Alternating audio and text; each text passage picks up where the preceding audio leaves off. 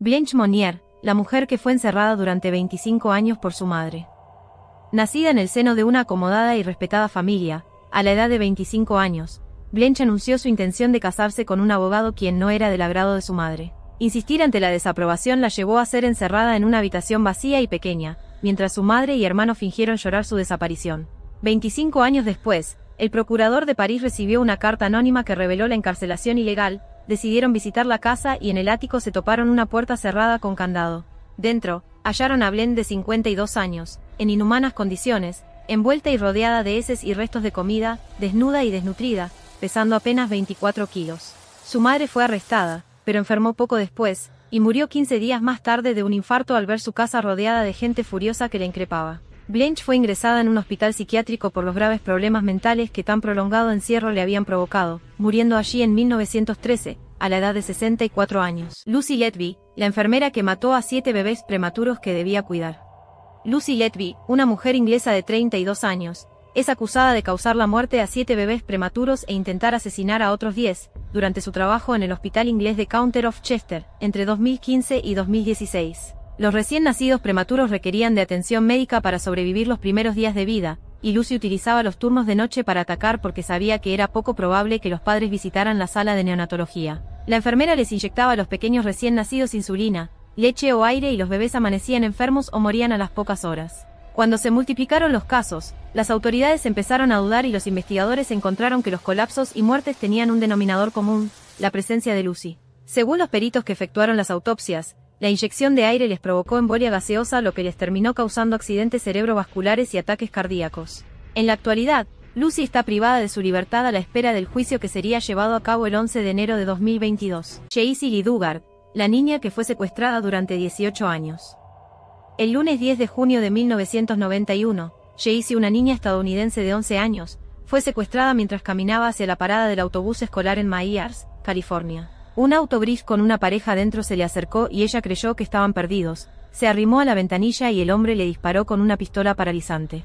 La pareja la subió al auto y la llevaron a 240 kilómetros de allí, hasta la casa de Philip y Nancy Garrido, de 40 y 38 años respectivamente. Jaycee fue encerrada, amenazada y abusada y en 1994 a sus 14 años, dio a luz a su primera hija llamada Angel, y en 1997 a su segunda hija llamada Starlee. En 2009, Philip visitó la Universidad de California, acompañado de sus 2 hijas, pero provocó una investigación ya que el hombre no tenía hijos, y la verdad salió a la luz. En 2011, Philip Garrido fue condenado a 431 años en prisión, y Nancy a 46 años. La escalofriante casa de muñecas reales. Anatoly Moskvin, un hombre ruso de 45 años, fue arrestado en 2011 después de que se descubrieran los cuerpos momificados de 26 niñas en su apartamento. En 2011, la ciudad rusa de Nizhny Novgorod experimentó un aumento del vandalismo en los cementerios, ya que todas las semanas aparecían nuevas tumbas saqueadas.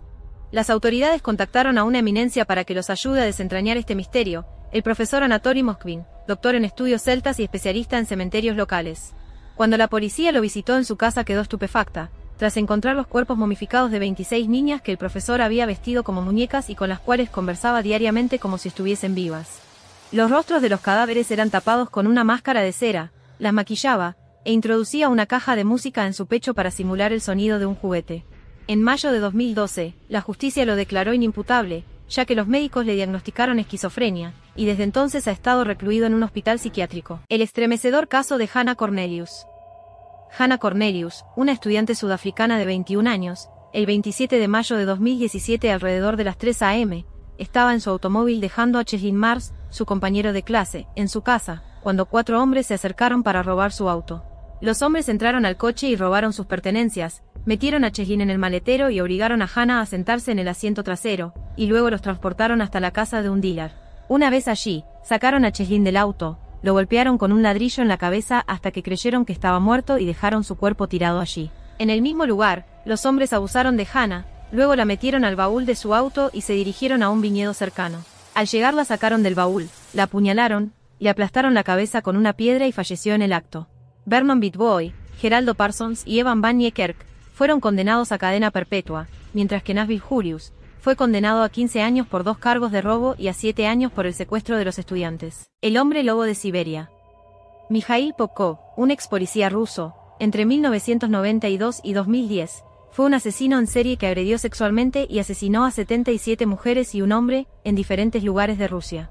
También conocido como el hombre lobo, por la naturaleza brutal de sus crímenes, fue uno de los asesinos en serie más prolíficos de la historia. Sus víctimas de entre 16 y 40 años, eran prostitutas y mujeres en estado de ebriedad que habían salido de fiestas nocturnas a altas horas de la noche. Él les ofrecía llevarlas a sus casas en su vehículo, y ellas eran engañadas fácilmente, debido a su simpatía y experiencia policial.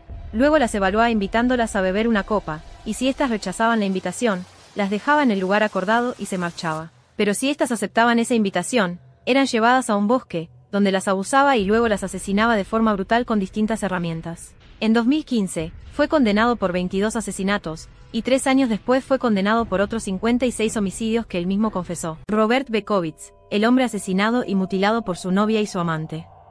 Robert Bekovitz, un hombre estadounidense de 33 años, en 1982 fue asesinado, mutilado y desmembrado por su novia Janine y James, el amante de ella. Robert estaba sentado con su novia Janine mirando tranquilamente la televisión en su apartamento, hasta que James llegó por detrás y le disparó a él en la cabeza. Luego, James y Janine lo apuñalaron 84 veces, se tomaron fotografías cortando el cuerpo con sierras de metales, y posaron desnudos con el cadáver al cual pasaron 3 días mutilando.